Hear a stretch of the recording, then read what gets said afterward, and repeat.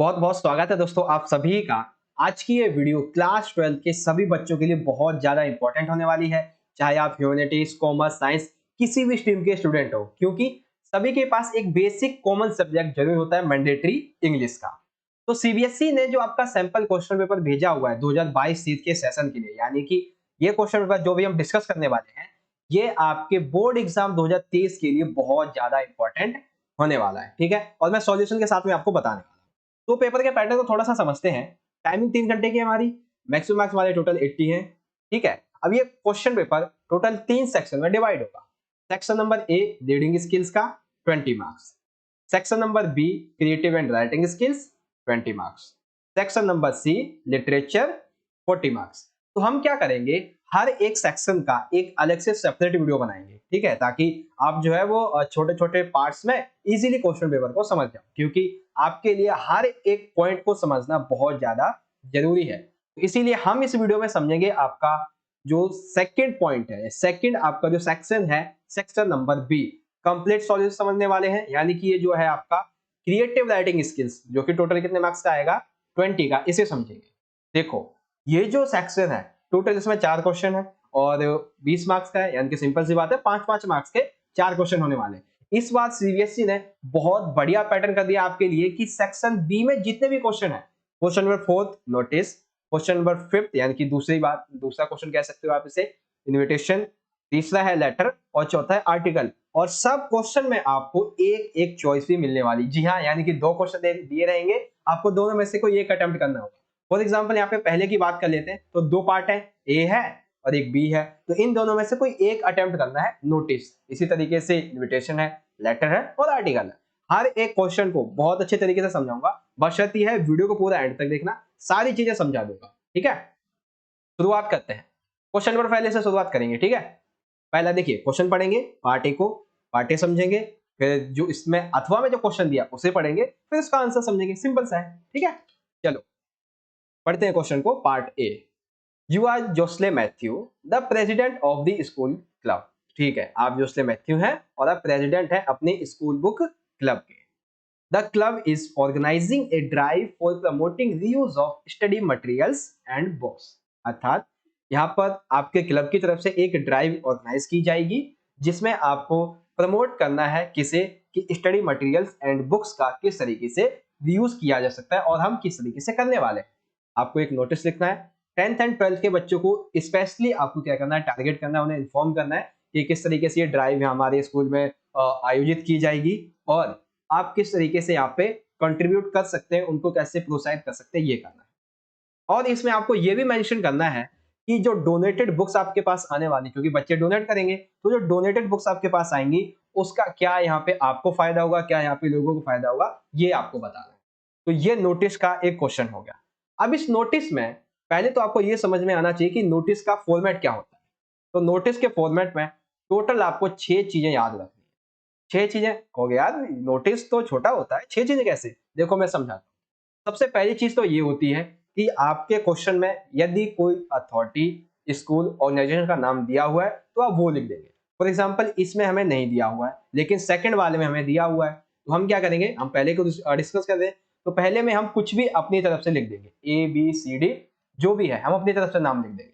फिर उसके just second point पे आप लिखोगे एक नोटिस, सीधा वर्ड में लिख देंगे कैपिटल लेटर में। अब कई बच्चे मुझसे ये पूछते हैं कि सर हमारा जो ये टॉपिक होता है, हेडलाइन होता है, ठीक इसके नीचे हम डेट लिखें, यहाँ पे डेट लिखें, या फिर इस टॉपिक के ऊपर डेट लिखें। तो देखो भाई, जो मोस्टली पैटर्न फॉलो किया जाता है आपका, वो होता है 3rd नंबर पे आता है आपका title heading, and then 4th पे आती है डेट। मैटर नहीं करता वैसे, तीसरे चौथे नंबर पे किसी पे भी लिखो, मार्क्स मिलेंगे, मार्क्स नहीं कटेगा, सिंपल है। अब 4th पॉइंट आ जाता है हमारा मेन बॉडी का। अब इस मेन बॉडी में ही सबसे अहम पॉइंट आ जाता है। सबसे पहले हमारी वो लाइन आती है कि it is inform that all the student are hereby, जो भी है इस तरीके से।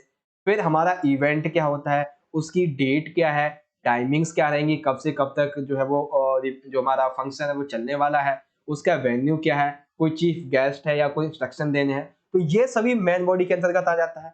एंड देन सबसे आखिरी में लिखोगे आप अपना नाम और अपना डेजिग्नेशन, यानी कि आप हो क्या। तो इस क्वेश्चन में हम क्या है, हम है एक president of the school club.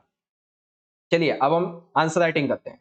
सबसे पहले देखो, मैं रिकमेंड करूंगा कि जो ये नोटिस होता है इसमें आपको एक बॉक्स तो बनाना ही होता है, लेकिन बॉक्स आप पहले बिल्कुल भी मत बनाना, क्योंकि फॉर एग्जांपल मान लेते हैं बॉक्स आपने यहाँ तक बना लिया, टोटल 5 लाइनें हैं यहाँ तक की, और आपका नोटिस चला गया भैया 8 लाइन में, तो आपका बॉक्स लाइन पूरा पेज ही खराब हो जाएगा। इसीलिए पहले आप लिख लेना सारी चीजों को, फिर बॉक्स बनाना। तो सबसे टॉप पे हम क्या लिखेंगे, किसी अथॉरिटी का नाम। तो हमने यहाँ पे अथॉरिटी का नाम मैंने अपनी तरफ से लिया है, Laxmikant public school new Delhi. ठीक है, मेरी तरफ से मैंने खुद लिया, आप जो चाहे वो लिख सकते हैं। अगर क्वेश्चन में दिया हुआ है तो आप वही लिखेंगे, नहीं दिया तो अपनी तरफ से। सेकेंड पॉइंट पे हमने क्या लिख दिया है, नोटिस। और तीसरे पॉइंट पे क्या आएगा हमारा, तीसरे पे आएगी हमारी जो टॉपिक है। तो टॉपिक क्या है हमारा, यहाँ पे एक ड्राइव जो है वो यहाँ पे आयोजित की जाएगी, ऑर्गेनाइज की जाएगी, promoting reuse of study material and books. ठीक है, देन ठीक इसके नीचे आ जाएगी हमारी डेट।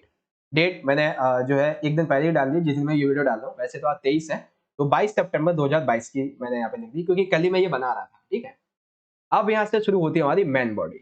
तो मेन बॉडी में सबसे पहले तो हम वही एक सिंपल सी लाइन लिख देंगे, it is it is to inform all the student of class 10th and 12th।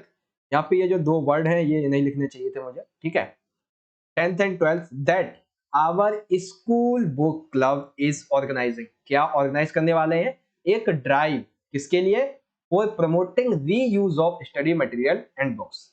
तो आपने समझ लिया कि सबसे पहले हमने क्या लिखा है, सबसे पहले हमने लिखा है अपना यहाँ पे इवेंट क्या है।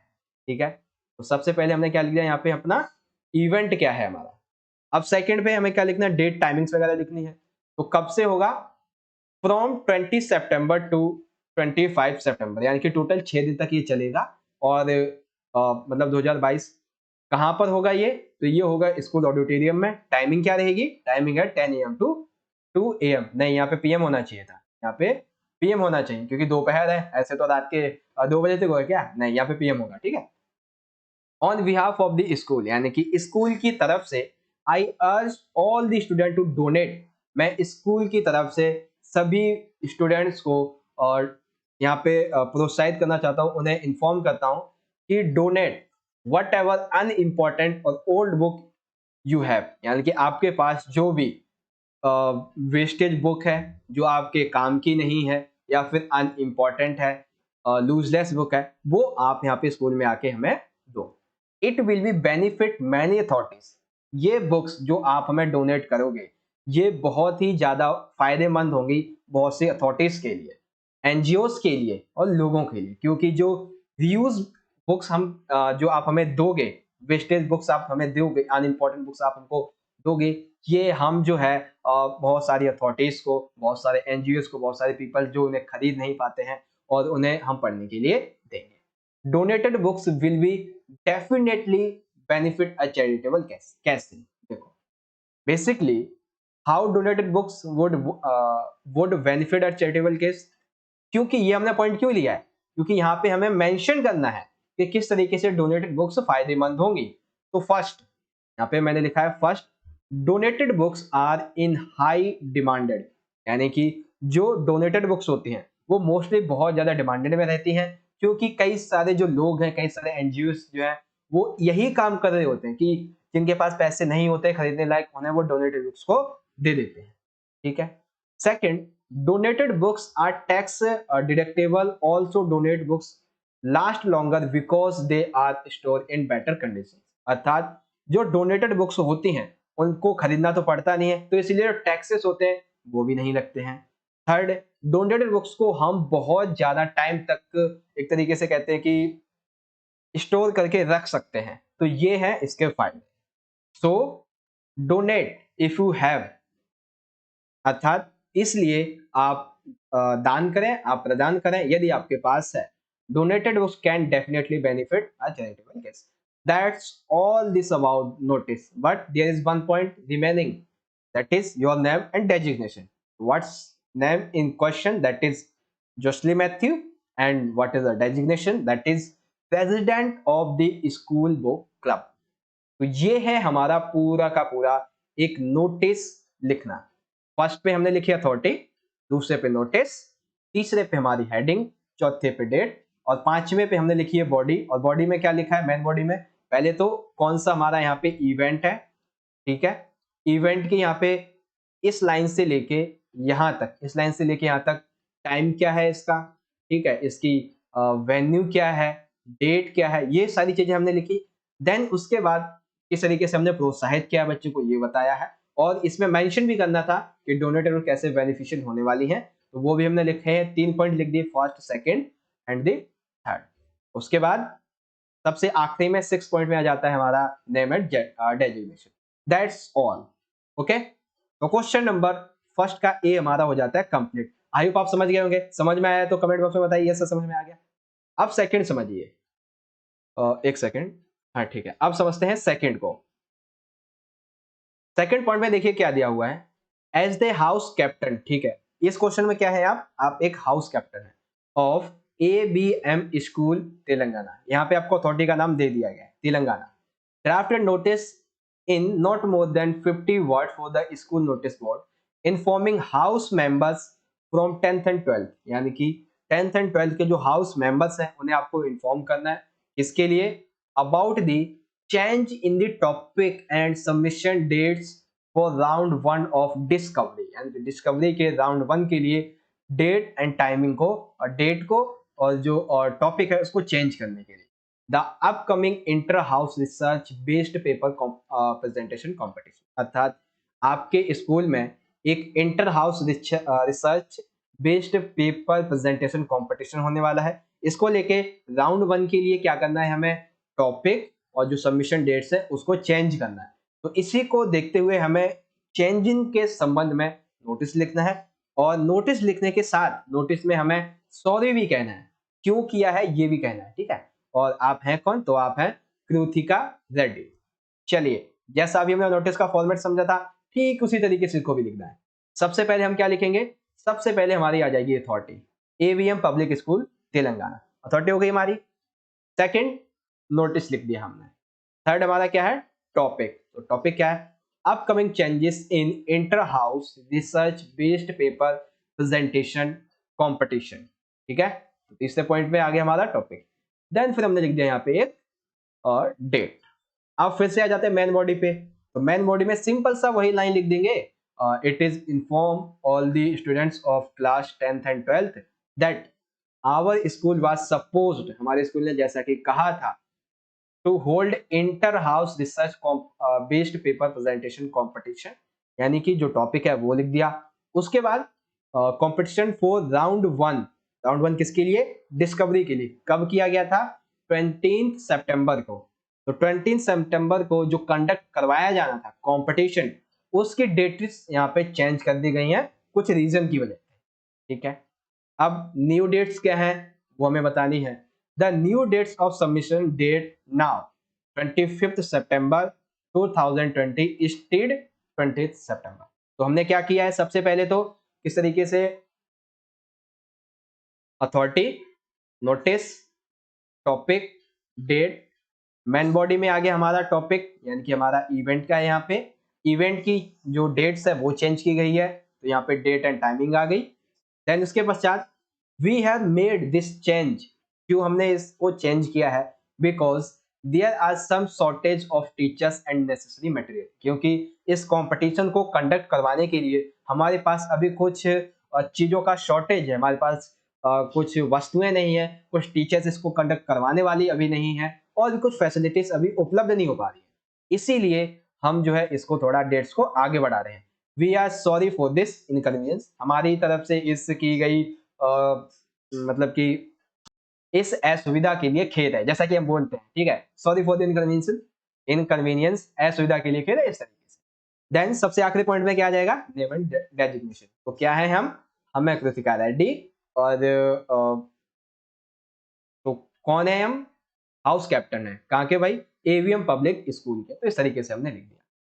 तो यहाँ पे आपको समझ में आ गया कि नोटिस आपको कैसे लिखना है।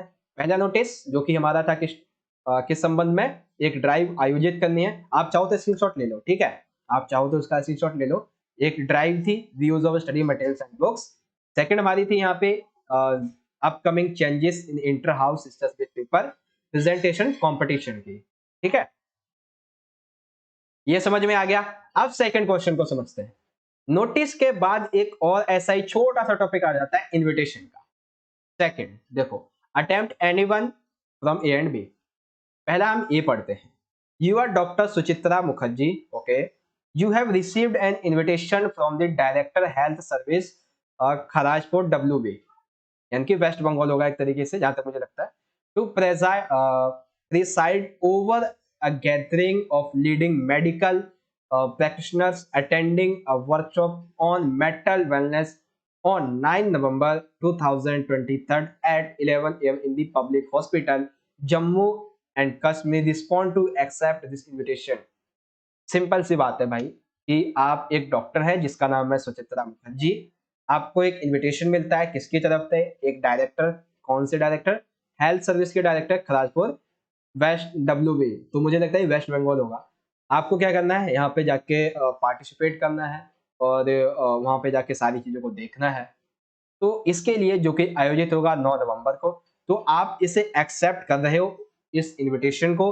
इसके एक्सेप्टेंस में आपको लिखना है, एक्सेप्टेंस लिखना है बेसिकली। चलिए आइए समझिए। तो जिस तरीके से हमने नोटिस लिखा है, ठीक इसमें थोड़ा बहुत चेंजेस होता है इनविटेशन में। टू के एक ही बात कर दे। इनविटेशन में भी आपको बॉक्स बनाना पड़ता है, लेकिन आप बनाएंगे सबसे एंड में जब आपका इनविटेशन पूरा हो जाएगा, नहीं तो वही गलती होगी, 2 लाइनें खत्म हो गई तो बॉक्स भी खराब हो जाएगा। सबसे पहले हमने लिख दिया यहाँ पे एक्सेप्टेंस। अगर ये इनविटेशन होता तो यहाँ पे हमारा टॉपिक आता, ठीक है, लेकिन इनविटेशन हमारे पास ऑलरेडी आया हुआ है तो हम यहाँ पे एक्सेप्टेंस लिखेंगे, ठीक है। फिर यहाँ पे क्या आ जाएगा? सिंपल सा यहाँ पे आप लिखोगे जिसने आपको भेजा है उसे। तो किसने भेजा है? डायरेक्टर ने, हेल्थ सर्विस खराजपुर डब्ल्यू, ठीक है, खड़गपुर है बेसिकली। इसे आप चाहो तो इस तरीके से भी लिख सकते हो कि to the director health service Kharagpur W, इस तरीके से भी चाहे तो ऐसे भी लिख सकते हो। लेकिन मैं रिकमेंड करूंगा कि आप ये वाला जो मेथड है इसे फॉलो करना, ठीक है, मोस्टली यही यूज होता है। तो आप कहोगे ये तो लेटर की तरह लग रहा है। नहीं, देखो जब भी हम एक्सेप्टेंस लिखते हैं तो उसमें हमें लिखना पड़ता है टू। टू का मतलब क्या है? प्रति, यानी कि आपने हमें जो भेजा है उसके जवाब में। तो किसने भेजा है, कहां से भेजा, वो तो लिखना पड़ेगा ना, इसीलिए हमें ये इस तरीके से लिखना पड़ता है, ठीक है। डाउट मत रखना, एक भी कोई भी डाउट होता है तो इंस्टाग्राम की आईडी मिल जाएगी डिस्क्रिप्शन बॉक्स में, वहां से मैसेज कर देना। अब फिर लिखेंगे हम, पहले पॉइंट पे तो हमने ये लिख दिया, दूसरे पे आ गई हमारी डेट, एंड देन फिर आ जाता है हमारे यहाँ पे डियर सर। अगर आपका कोई फैमिली मेंबर्स होता तो आप यहाँ पे लिखते हैं डियर फैमिली मेंबर, जैसा कि अभी हम सेकंड क्वेश्चन में देखेंगे। डियर सर, फर्स्ट ऑल में thanks you for an opportunity to preside over mental wellness workshop to be held on 9th November 2023 11 AM। अर्थात बहुत बहुत धन्यवाद कि आपने मुझे इस अपॉर्चुनिटी के लिए लायक समझा और आपने मुझे इनवाइट किया। आगे, आई लव या फिर I like this event because many leading practitioners will be attending the workshop, so it will be great opportunity to share knowledge with each other। यानी कि आपकी तरफ से ये जो एक अपॉर्चुनिटी, यानी कि एक ये जो रखा गया है, क्या रखा गया है यहाँ पे, gathering of leading medical practitioner attending workshop on mental wellness. इसमें जितने भी डॉक्टर्स जो बेसिकली माइंड से संबंधित डॉक्टर्स होते हैं और जो भी मेडिकल से संबंधित डॉक्टर हैं, वो सभी यहाँ पे अटेंड होंगे, आपस में एक दूसरे के साथ में अपनी नॉलेज को शेयर करेंगे। तो ये एक मौका बहुत अच्छा है और मैं इसे बहुत ज्यादा पसंद करता हूं, तो मैं यहाँ पे जरूर आऊंगा, ठीक है।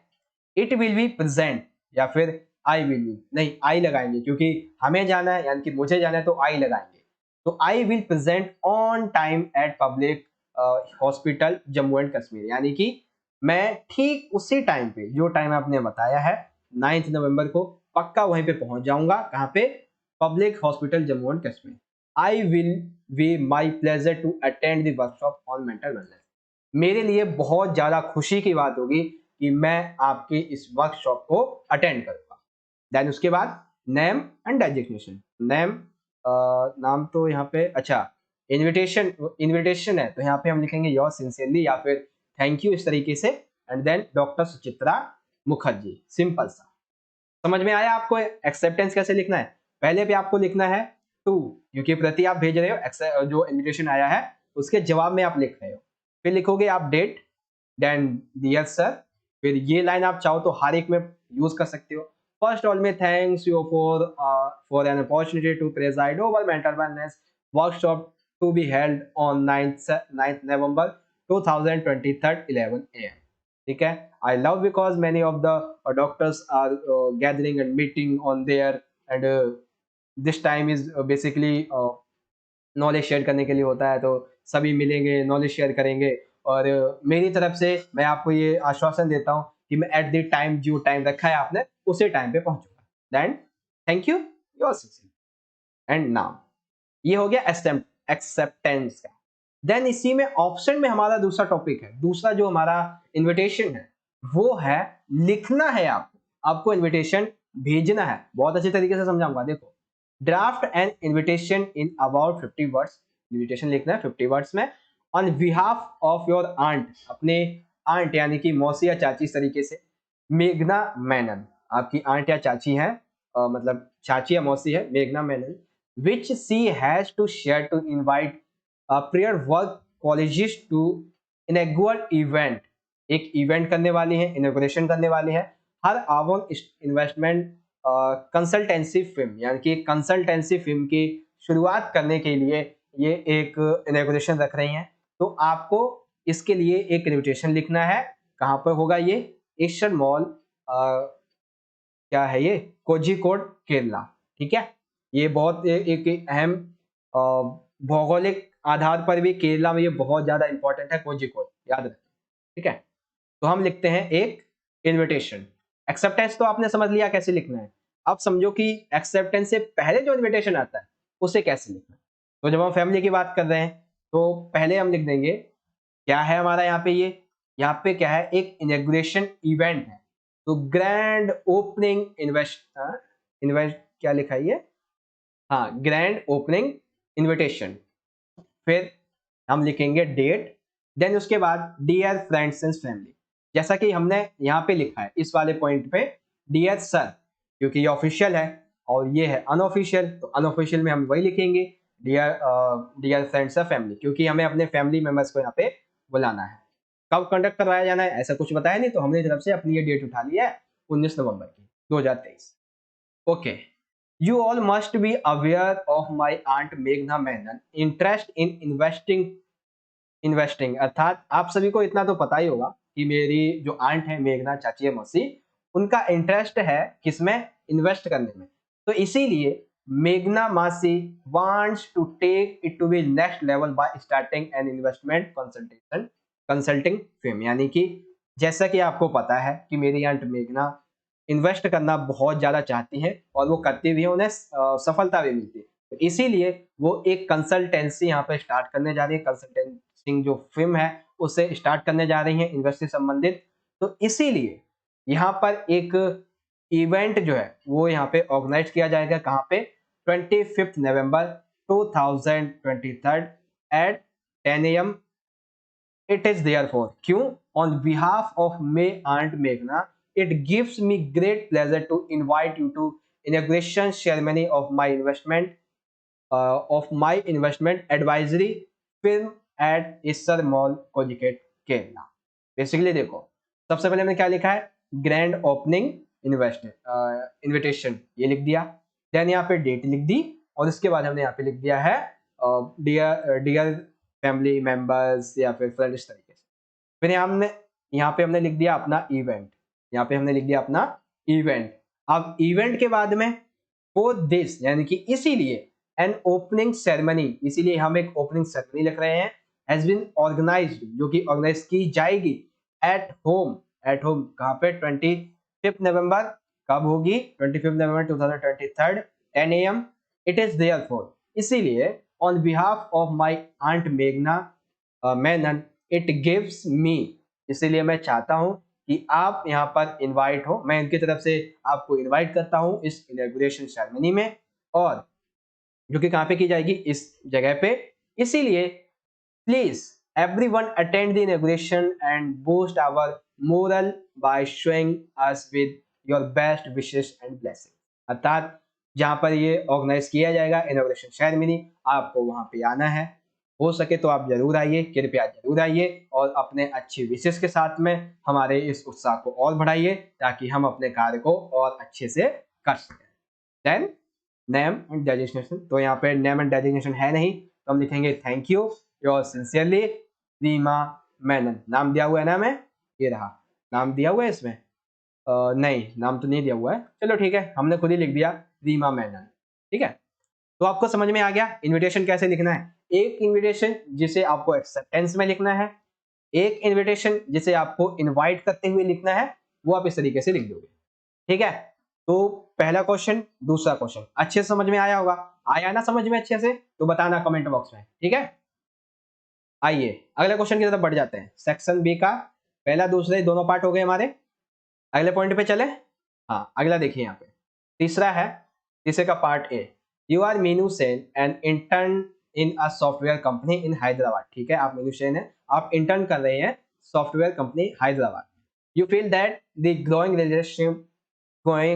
growing relationship of companies with non-profit organization have made corporate social responsibility CSR the buzzword today। अर्थात आपने ये महसूस किया कि CSR किस तरीके से एक कंपनी के लिए फायदेमंद हो सकता है। योर ऑन इन्वॉल्वमेंट, यानी कि आप खुद in one each project of your company has convenienced you that CSR looks beyond the company profits and focus on benefiting the greater community। अर्थात CSR के एक अभियान में आप भी शामिल हैं और उस संबंध में आपको क्या करना है, आपको एक लेटर लिखना है। किसे? एक एडिटर को। किस संबंध में लिखना है?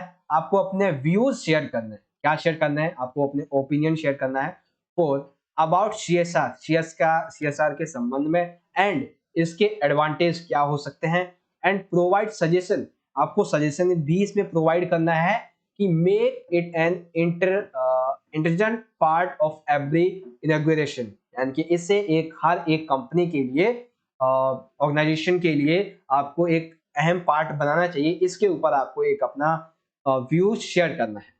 Use the given cues along with your own ideas to compare this letter, compose this letter। तो बेसिकली यहाँ पे देखो टाइप्स ऑफ CSR एफर्ट्स, यहाँ पे एडवांटेज ऑलरेडी बता दिए गए।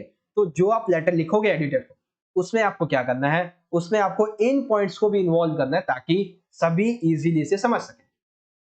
यानी कि इस बार का पेपर का पैटर्न ऐसा बनाया गया है कि आप आसानी से ना हर एक क्वेश्चन का आंसर लिख सकते हैं, क्योंकि यहाँ पे देखो बहुत सारे पॉइंट्स तो पहले दे दिए गए। ठीक है ना, आइए समझते हैं इसके आंसर को। तो जब भी आप लेटर लिखते हो, तो लेटर में सबसे पहले आपको लिखना होता है सेंडर एड्रेस। ठीक है, यानी कि जो आप एड्रेस भेज रहे हो, जहां से आप भेज रहे हो। तो मान लेते हैं building number 243, third floor, Shastri park, Kumsum software company, Hyderabad. ठीक है, ये हो गया भैया हमारा यहाँ पे सेंडर एड्रेस, पहला पॉइंट। सेंडर एड्रेस के जस्ट नीचे हम क्या लिखते हैं? जस्ट नीचे हम लिखते हैं डेट। ठीक है, पहले पे हो गया सेंडर एड्रेस, दूसरे पे हो गया डेट, तीसरे पॉइंट पे हम लिखते हैं जहां पे हमें भेजना है। ठीक है, यानी कि रिसीवर एड्रेस। रिसीवर एड्रेस में क्या है? जो एडिटर है यानी कि न्यूज़पेपर है उसका एड्रेस होगा। तो the editor, the times of, आप यहाँ पे कोई सा भी नाम लिख सकते हो, Times of A, Times of B, C, D, E, F, इस तरीके से कुछ। करोल बाग हैदराबाद, वैसे करोल बाग तो दिल्ली में है, लेकिन मैंने हैदराबाद में भी लगा दिया। ठीक है, तो मर्जी है आपकी, बस स्टेट वही होना चाहिए। अगर एड्रेस पर्टिकुलर दिया हुआ है तो वो लिख दो, नहीं दिया हुआ है तो आपकी मर्जी है, जो भी आपको लिखना है। ठीक है, वैसे हमें यहाँ पे सिर्फ इतना बताया गया है कि आप हैदराबाद की सॉफ्टवेयर कंपनी में, नाम वगैरह नहीं है, तो मैंने सॉफ्टवेयर कंपनी का नाम कुमसुम सॉफ्टवेयर कंपनी रख दिया है, और हैदराबाद डिस्ट्रिक्ट है, स्टेट है हमारा। अब यहाँ पे आपने क्या किया? पहला पॉइंट लिख दिया है सेंडर एड्रेस, दूसरा डेट, तीसरा रिसीवर, चौथे पे आ जाएगा हमारा सब्जेक्ट क्या है।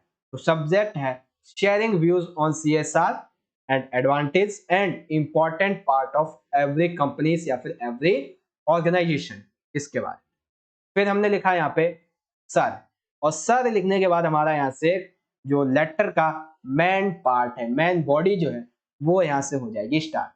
ठीक है, तो लेटर की शुरुआत करने के कैसे करनी है ये तो समझ गए होंगे आप। और मेन बॉडी जो है उससे हमें टोटली 3 पैराग्राफ्स में लिखना है। 100 अभी मैं बताऊंगा कैसे कैसे 3 पैराग्राफ आपको बनाने हैं वो भी बताऊंगा। एंड आखिरी में thank you your sincerely faithfully, इस तरीके से मीनू से सिंपल सा। आइए अब सर के बाद में जो 3 पैराग्राफ्स हैं इनको यहाँ पे समझिए।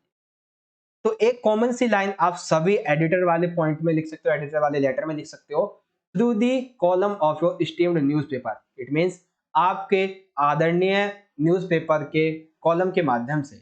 I would like share my opinion about CSR। मैं अपने ओपिनियन CSR के संबंध में यहाँ पे शो करना चाहता हूँ, अपना ओपिनियन देना चाहता हूँ। एंड इट एडवांटेज, यानी कि इसके CSR है क्या, इसके एडवांटेज क्या है, और ये क्यों एक इम्पॉर्टेंट पार्ट होना चाहिए ऑर्गेनाइजेशन का, इस संबंध में मैं अपने जो ओपिनियन है वो शेयर करना चाहता हूँ आपके इस आदरणीय समाचार पत्र के माध्यम। ठीक है, आया समझ? उसके बाद यहाँ पे हम चलते हैं, एक सेकेंड, आगे इसकी लाइन को शुरुआत करते हैं। कॉर्पोरेट सोशल रिस्पॉन्सिबिलिटी, यानी कि CSR। CSR has been adopted by a company as a important part. जैसा कि हमें पता है CSR एक ऐसा यहाँ पे एक संस्था निकल के आती है जो हर एक कंपनी के लिए एक अहम पार्ट होना चाहिए, और कंपनियों ने इसे अपनाया भी है। So the compensation for them harm, यानी कि किस लिए, ताकि यदि कोई कंपनसेशन करना है तो वो बेसिकली कोई कंपनी सीधा जाके नहीं देती है, तो ये जो संस्था होती है उसका एक अहम पार्ट जो होता है CSR, ये उस कंपनसेशन को लोगों तक पहुंचाती है अगर कोई उस कंपनी से हानि होती है। The environment and people due to product made by the companies is not done by the proven company but by any other organisation, यानी कि कुछ भी हार्मफुल होता है उस कंपनी के द्वारा तो ये CSR जो होती है, ये उसके पार्ट जो होता है उस कंपनी का, ये उसको हैंडल करता है, तो इसीलिए एक इंपॉर्टेंट पार्ट होना चाहिए। आप समझिए यहाँ पे इसके बेनिफिट्स के बारे में। तो there is many benefits of CSR। First, increase employment engagement, क्योंकि CSR जो है वो एम्प्लॉयमेंट की एक तरीके से कहते हैं उनकी एंगेजमेंट को इंक्रीज करता है, आपस में उनको काम करने के प्रति मोटिवेट करता है। इम्प्रूव्स बॉटम लाइन फाइनेंशियल्स, यानी कि वो अपने आप को किस तरीके से आर्थिक आधार पे और ज्यादा मजबूत कर सकते हैं, ये भी बताता है। Supports local and global communities, जो भी लोकल और कम्युनिटीज होती हैं, कम्युनिटीज और ग्लोबल कम्युनिटीज उनको सपोर्ट करती है। इंक्रीज इन्वेस्ट अपॉर्चुनिटीज, अपॉर्चुनिटीज में जो और ज्यादा उन्हें बढ़ाती है, अवसर और ज्यादा प्राप्त करवाती है। प्रेजेंट प्रेस अपॉर्चुनिटीज, यानी कि किस तरीके से और ज्यादा अपॉर्चुनिटीज और ज्यादा अवसर उस कंपनी के लिए लाए जा सकते हैं, ये भी बताती है। Increase customer retention at loyalty, customer का एक कंपनी के साथ में एक अच्छा रिश्ता कायम करना, वो भी इसी के संबंध में आ जाता है। Improves employer branding etc। तो ये बेसिकली फर्स्ट में हमने क्या समझा कि CSR है क्या, तो ये कंपनी का एक अहम पार्ट होता है, क्योंकि कंपनी के द्वारा यदि कोई भी प्रोडक्ट बनाया जाता है, लॉन्च किया जाता है, उससे यदि जनता को या पर्यावरण को कुछ भी हानि होती है तो सीधा कंपनी जाके उसको कंपनसेशन नहीं करती है, बल्कि उसका ये जो अहम पार्ट होता है CSR, वो जाके कंपनसेशन करती है। Then there is many benefits of CSR, like लोगों का उत्साह बढ़ाने के लिए, आपसी विश्वास को बढ़ाने के लिए, नए अवसर प्रदान करने के लिए, इन्वेस्टमेंट को और ज्यादा बढ़ाने के लिए, और कस्टमर के साथ में रिटेंशन बढ़ाने के लिए, बहुत सारी चीजें। देन यहाँ पे अगले पॉइंट में हम लिखेंगे there are many objective of CSR।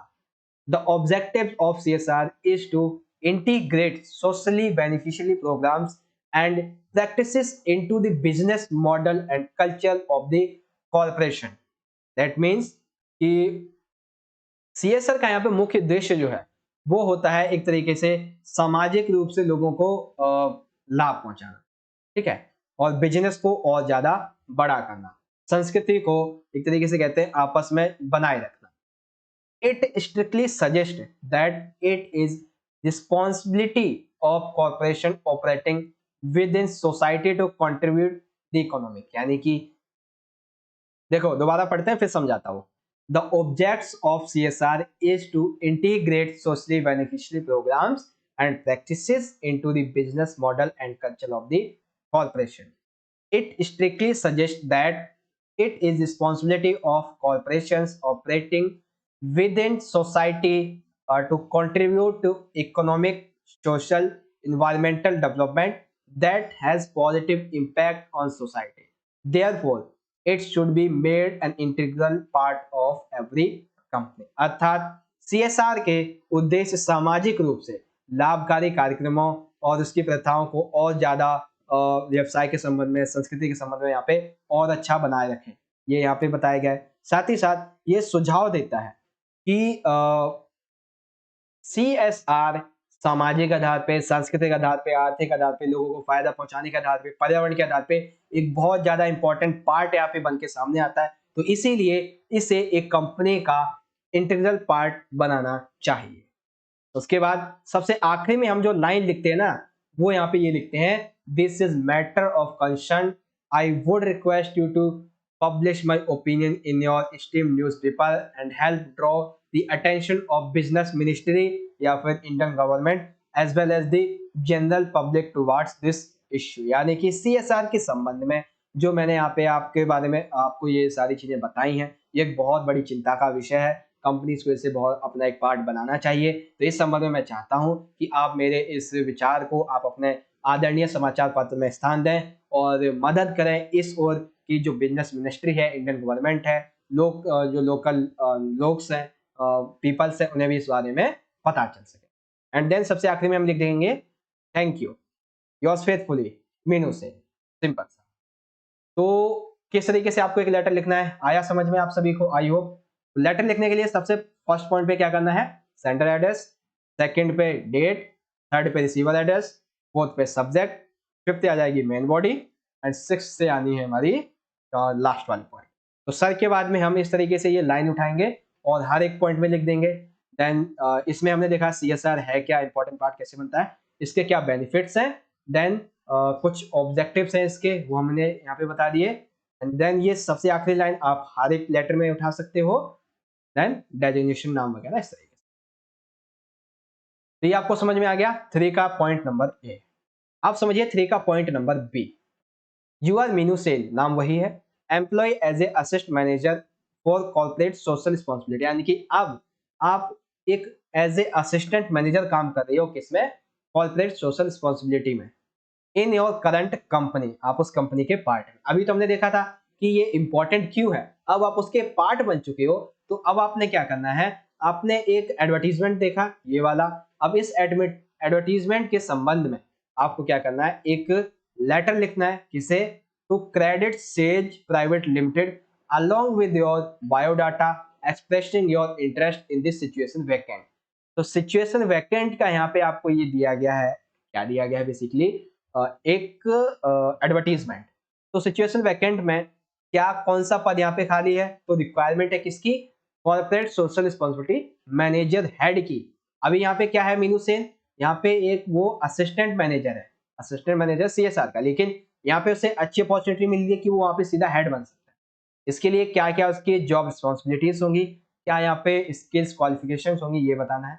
और हाँ, एक चीज और याद रखना, जो आप नोट इसमें डेट लिखोगे, एक तो लिखोगे एडवर्टीजमेंट की डेट और एक लिखोगे अपनी, इस बीच में 5-7 दिन का गैप रखना, इवन 2 ही 3 दिन का, अभी मैं समझाऊंगा कैसे। चलिए आइए समझते हैं। तो सबसे पहले हम वही करेंगे, अपना हमने लिख दिया यहाँ पे सेंटर एड्रेस, तो कुछ भी नहीं है, हम खुद लिखेंगे B10 निकेतन पार्क वाइजैक हैदराबाद। वैसे यहाँ पे मुझे कंपनी का नाम भी डाल देना चाहिए था, वैसे मर्जी है मेरी, मैं डालूं या ना डालूं। 20 सितंबर डेट आ गई, 23 सितंबर। अभी यहाँ पे डेट का क्या इश्यू है अभी समझाऊंगा।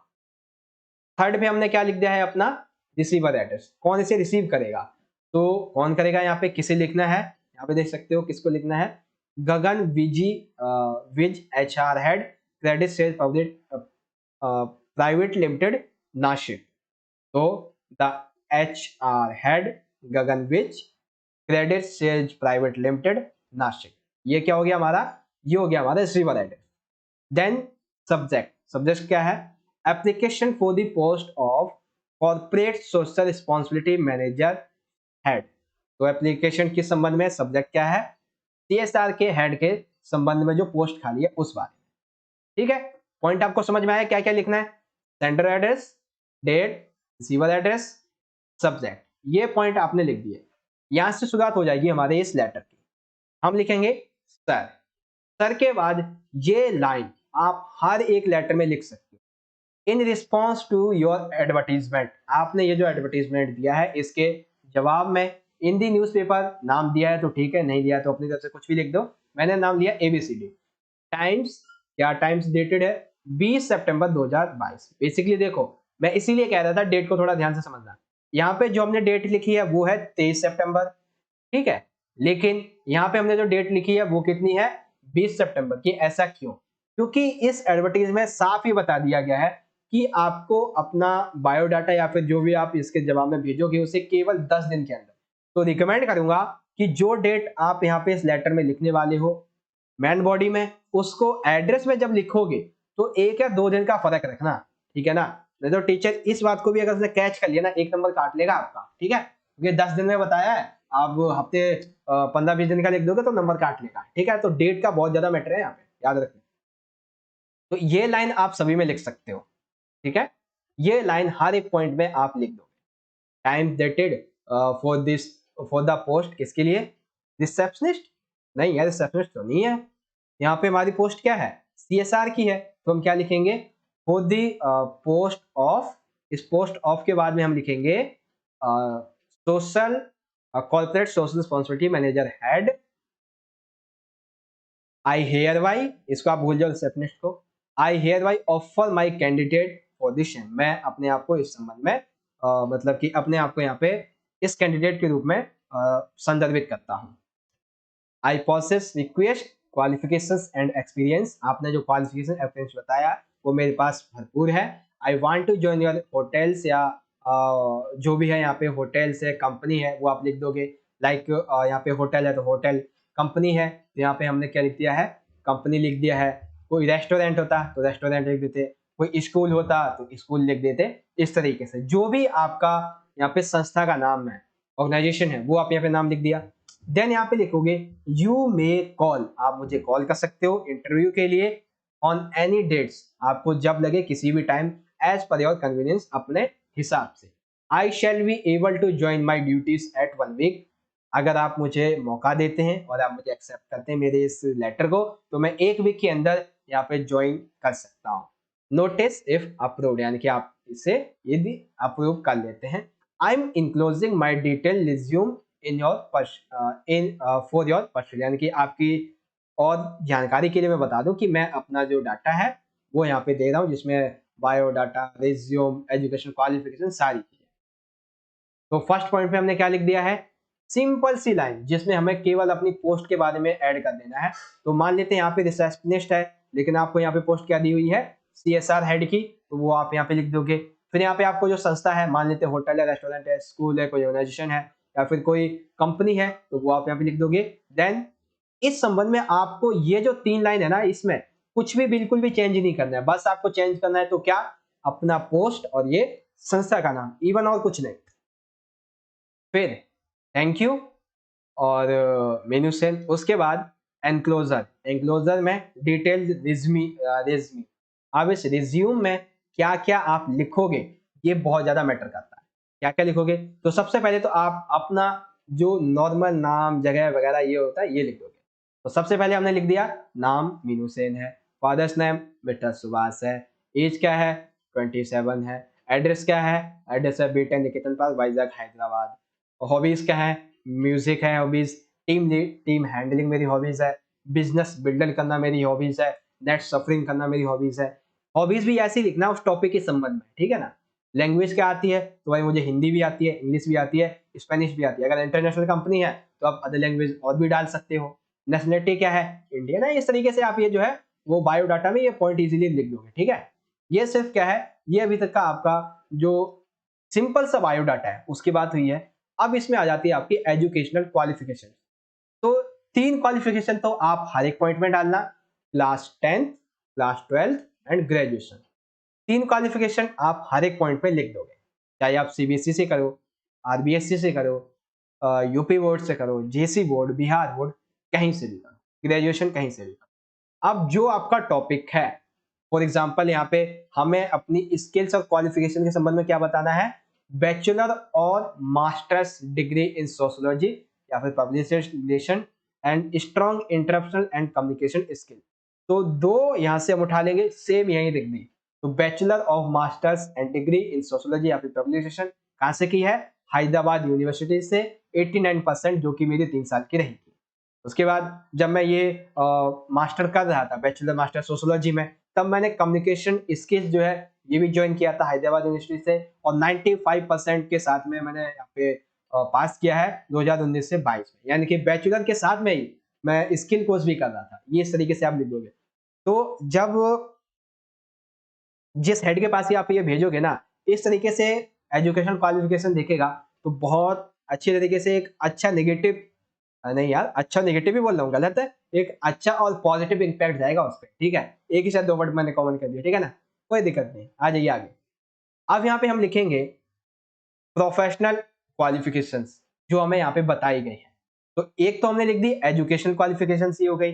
अब प्रोफेशनल इसमें क्वालिफिकेशन क्या बताई गई है? तो ये दो है, तो दोनों ही हमने लिख दी यहाँ पे। क्या क्या? Proven experience in CSR project management and execution, proven experience working with non profit organization और कॉर्पोरेट सीएसआर, इस तरीके से। ठीक है, ये हो गई प्रोफेशनल क्वालिफिकेशन। एक्सपीरियंस क्या है? तो अभी हम मतलब अभी मैं वर्तमान में एक असिस्टेंट मैनेजर हूँ for corporate social responsibility CSR in current company Hyderabad. कब से? 3 साल से। एक्सपेक्टेड सैलरी मिलके बात कर लेंगे, मिलके तय करेंगे। रेफरेंसेस, रेफरेंसेस लिखना बहुत जरूरी है। अब टॉपिक के संबंध में रेफरेंसेस लिखोगे, जैसे कि अगर यहाँ पे किसी कंपनी की बात हुई है तो कंपनी के संदर्भ में, for example doctor Ragni Agarwal, CEO of Kumsum software company, जिसमें मैं अभी वर्तमान में काम कर रहा हूँ। मिस्टर सिद्धार्थ कुमार, ये मैनेजर है कुमसुम सॉफ्टवेयर कंपनी। इस संबंध में ये दो व्यक्ति मेरे रेफरेंस है, ये यहाँ पे लिख दिया हमने। तो इस तरीके से आप पूरा का पूरा आपका जो जॉब लेटर है यहाँ पे डिजाइन करोगे। ठीक है, तो जॉब लेटर लिखने के लिए सबसे पहले sender address, date, receiver address, फिर हमारा सब्जेक्ट, और इसके बाद यहाँ पे शुरुआत हो जाएगी हमारे लेटर की। तो इस लेटर में ये जो आप 3 पॉइंट देख रहे हो, इन पॉइंट 3 में सिर्फ आपको 2 चीजें चेंज कर देनी है। एक तो आपकी जो पोस्ट है ये चेंज कर दो, जो भी पोस्ट आए, कोई सी भी पोस्ट है वो लिख दो। यहाँ पे जो संस्था है, होटल्स है, एनजीओएस है, स्कूल है, वो लिख दो। और उसके बाद यहाँ से ये पूरी की पूरी एज इट इज जो स्क्रीन पे आपको दिख रहा है पूरा कॉपी कर लो। 2 चीजें चेंज करनी है, पोस्ट एंड संस्था का नाम। फिर वही लिख देना है हमें किस तरीके से। रिज्यूम बायोडाटा में हमें क्या क्या लिखना है ये हमने देख लिया। फिर आपको एजुकेशन क्वालिफिकेशंस क्या लिखनी है, देन सिंपल सा यहाँ पे लिख देना है प्रोफेशनल क्वालिफिकेशंस क्या है, एक्सपीरियंस क्या है आपका, सैलरी क्या चाहोगे, और रेफरेंसेस क्या है, इस तरीके से।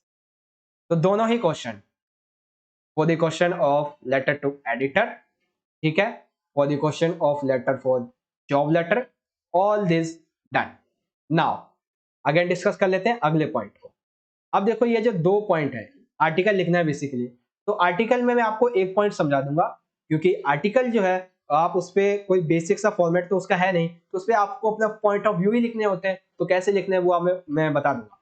तो पहले को यहाँ पे हम देख लेते हैं, फोर्थ का A, the construction sector is believe to be acquired hazards and the maximum number of fatal work injuries because apart from other case stockholder in this sector tend to ignore safety regulations। Basically जो भी उद्योगपति होते हैं, जो कोई construction site होती है, वहां पे श्रमिक होते हैं, कार्य करने वाले लोग होते हैं, मजदूर होते हैं, उनकी किस तरीके से असुरक्षा की वजह से जाने जाती हैं, सुरक्षा नहीं होती है, इसलिए उद्योगपति सुरक्षा का पालन नहीं करते हैं। इस संबंध में आपको एक रिपोर्ट नहीं बल्कि एक आर्टिकल लिखना है। तो as a columnist for an e sign draft an article on the theme of importance of worker safety in construction zone. Construction zone में जहां पे निर्माण कार्य चल रहा है, वहां पर इंपॉर्टेंस कैसे क्या होनी चाहिए, कैसे हो सकती है for worker safety. Explore possible reason for the prevailing situation and include suggestion for addressing it। यानी कि आपको सजेशन भी बताने हैं, रीजन भी बताने, दोनों हैं। अब यहाँ पे देखो कुछ हेडलाइंस दी गई है कि इन हेडलाइंस को, इन पॉइंट्स को आप अपने जो आर्टिकल है उसमें शामिल करो। ठीक है, आइए भाई करते हैं आर्टिकल में शामिल। यहाँ पे आर्टिकल बच्चे लिखा है मैंने यहाँ पे फोर्थ का हाँ लिखा तो है आर्टिकल। तो आर्टिकल में सबसे पहले आता है हमारा टॉपिक। टॉपिक क्या है? दी इंपॉर्टेंस। यहाँ पे 2 बार आई क्यों आ गया भाई, एक ही बार आएगा। The importance of worker safety in construction zone. Topic ठीक आप बीच में लिख दोगे, ठीक इसी के नीचे आप अपना नाम लिखोगे जिसके द्वारा लिखी गई है। आप दो चीजें कर सकते हो, या तो टॉपिक के ठीक नीचे बीच में नाम लिख दो, या फिर टॉपिक के ठीक यहाँ पे लिख के बाय और यहाँ पे नाम लिख सकते हो, जो भी है। अगर हमें क्वेश्चन में नाम दिया जाता तो हम क्वेश्चन का नाम लिख देते। वैसे नाम दिया गया है क्या? नहीं, नाम नहीं है इसमें, तो हमने अपनी तरफ से नाम लिख लिया है। ठीक है, शुरुआत करते हैं। तो बेसिकली जो रिपोर्ट है, आर्टिकल होता है, उसे आप 3 से 4 सेक्शन में डिवाइड कर सकते हो। पहला कि आपका जो पॉइंट है वो है क्या, व्हाट पॉइंट है क्या। दूसरा आप डिवाइड कर सकते हो कि पॉइंट का यहाँ पे इंपॉर्टेंस क्या है। ठीक है, तीसरा आप उसके लिए सजेशन बता दोगे, और चौथे में आप और जो अपना अदर रिलेवेंट पॉइंट बताना चाहो वो लिख सकते हो। तो पहले समझते हैं कि ये सेफ्टी वर्कर्स कॉर्पोरेशन जोन होते क्या है, कैसी दशा होती है इस संबंध में। Today the condition of workers at construction site is very pathetic. अर्थात अभी वर्तमान के समय में जितने भी ये निर्माण स्थल हैं वहां पे श्रमिकों की स्थिति, जो श्रमिक है, मजदूर है, उनकी स्थिति काफी दयनीय है। The negative effect of which is not being able to develop the society along with them and the family, because among other reasons stockholders in this sector ignore security regulations। यानी कि इसका जो ये इनकी दयनीय स्थिति है, इसका बहुत ज्यादा गहरा और नकारात्मक प्रभाव उन पर, उनके परिवार पर, उनके समाज पर, इवन देश पर भी पड़ता है। जिसका सबसे बड़ा कारण ये है कि जो कंस्ट्रक्शन के वहाँ के जो लोग होते हैं, बेसिकली जो उसको हेड होते हैं, उसको ऑपरेट कर रहे होते हैं, वो सेफ्टी रेगुलेशंस को यहाँ पे फॉलो नहीं करते हैं। ठीक है, अब यहाँ पे देखो ऐसा फॉलो क्या नहीं करते हैं जिसकी वजह से नेगेटिव इम्पैक्ट पड़ता है, उसे समझिए। तो लेक ऑफ सोशल सिक्योरिटी, यानी कि it is the duty of the contractor. तो चलिए पहले एक बार दोबारा पढ़ते हैं, फिर समझेंगे।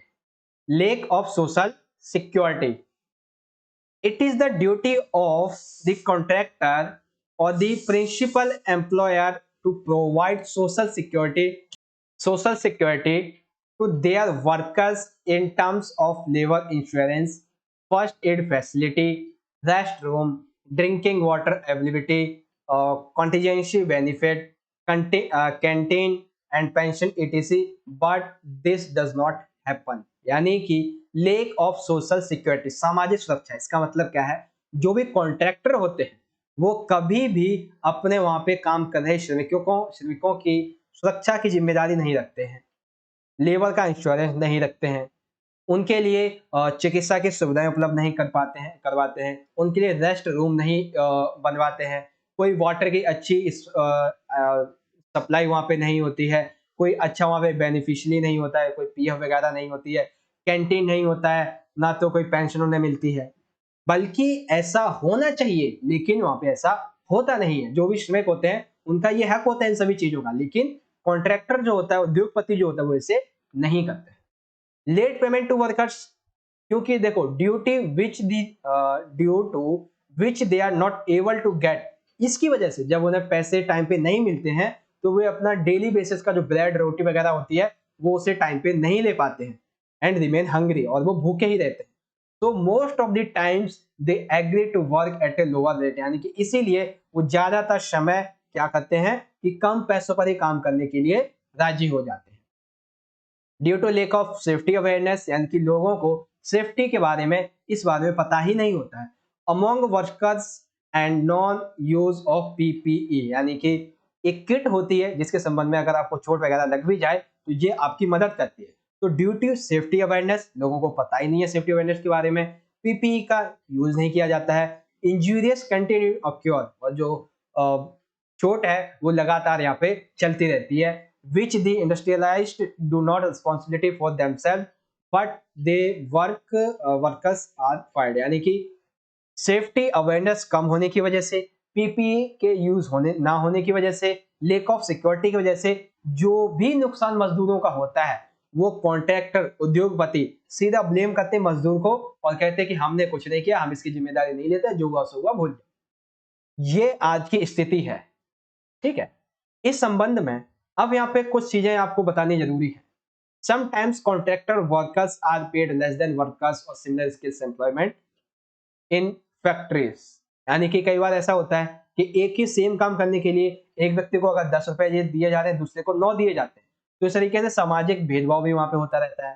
Problem for female construction worker, there is always the risk of physical and financial abuse by male workers and gender discrimination and construction sites at construction site. यानी कि जो महिलाएं हैं उनके लिए ये समस्या बहुत ज्यादा बढ़ जाती है, क्योंकि जो भी कार्य कर रहे होते हैं मजदूर वो ज्यादा पढ़े लिखे तो होते नहीं है। तो इस संबंध में क्या होता है कि महिलाएं जो होती हैं उनके लिए खतरा यहाँ पे ज्यादा बढ़ जाता है, फिजिकली भी, मेंटली भी और इकोनॉमिकली भी। क्योंकि ऐसा देखा जाता है कि सेम काम जो फीमेल कर रही है और सेम काम मेल कर रहा है, तो मेल को यदि 100 रुपए उस काम के मिल रहे हैं तो फीमेल को उसका 90 ही मिलता है। तो इस तरीके से भेदभाव भी है यहाँ पे, ये चीज होती है। देन कभी अगर वो गर्भवती है तो इस संबंध में कोई भी वहां पे चिकित्सा संबंधी कोई सुविधा नहीं दी गई है। Migrant labours are always made to do more work for money than the local people. यानी कि जो मिग्रेशन करके आते हैं, जो लोग गांव से शहर में आते हैं, वो कम काम पर ही पैसे कम पैसों पर ही काम करने के लिए राजी हो जाते हैं। तो ये एक बहुत बड़ी समस्या हो जाती है। There are civilian methods that can be adopted to improve conditions of worker.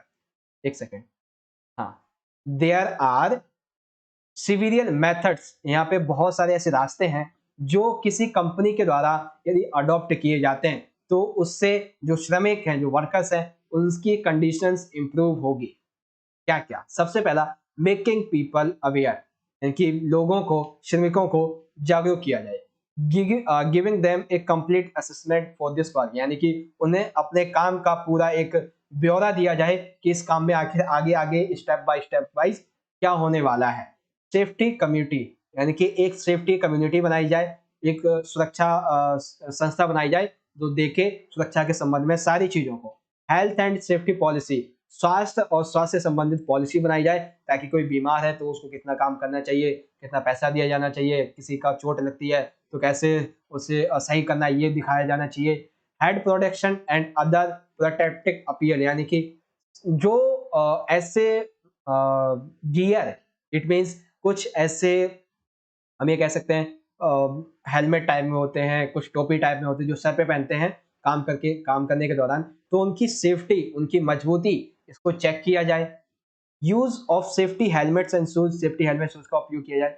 Testing of lifting equipment, यानी कि उठाने के लिए जो भी इक्विपमेंट यूज किए जाते हैं, जैसे कि जीसीबी से आपको किसी चीज को उठाना है तो उसकी जीसीबी के पहले आप पूरी तरीके से चेक कर लो, उसकी रस्सी जो होती है लोहे की हो या फिर नॉर्मली रस्सी होती है, उसको चेक कर लो ठीक है नहीं है, क्योंकि अगर वजन उठाया और कहीं बीच में टूट गया तो सबको नुकसान पहुंचेगा, इसीलिए होता है।